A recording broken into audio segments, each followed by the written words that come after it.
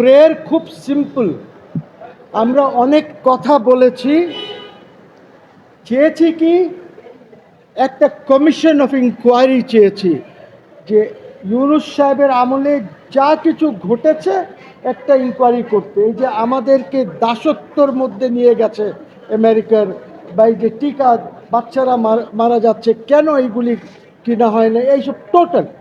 আমরা কিন্তু কোনো টিওআর বলি নাই যে এই এই এই এই জিনিস ইনকোয়ারি করবেন, প্রেয়ারে নাই।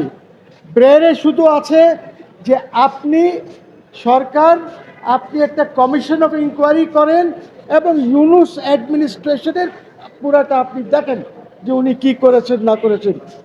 টার্মস অফ রেফারেন্স কমিশনের কি হবে এইটা সরকার ঠিক করবে। আমরা বলি নাই আমাদের পিটিশনে যে এই টার্মস অফ রেফারেন্স। তো আমি মনে করি অ্যাটর্নি জেনারেল সাহেব এসেছেন, উনি বলেছেন যে আমি একটু জেনে আসি, অর্থাৎ উনি ইনস্ট্রাকশনস নেবেন। Very good, fair enough.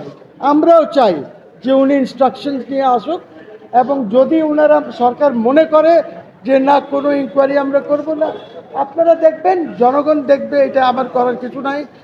তবে যে প্রশ্নটা করেছেন উনি আমার কাউন্সিলকে, সেটা হচ্ছে যে অভ্যুত্থান না তাহলে কি। এই প্রশ্নের উত্তরে আমি বলছি যে যদি আর্মি উনাকে না সরাতো, উনাকে এখান থেকে না নিয়ে যেত, তাহলে বলতাম যে জনগণ সরিয়েছে। আর্মি তো রাস্তা খুলে দিয়েছে জনগণের জন্য, ব্যারিয়ার সরিয়ে দিয়েছে।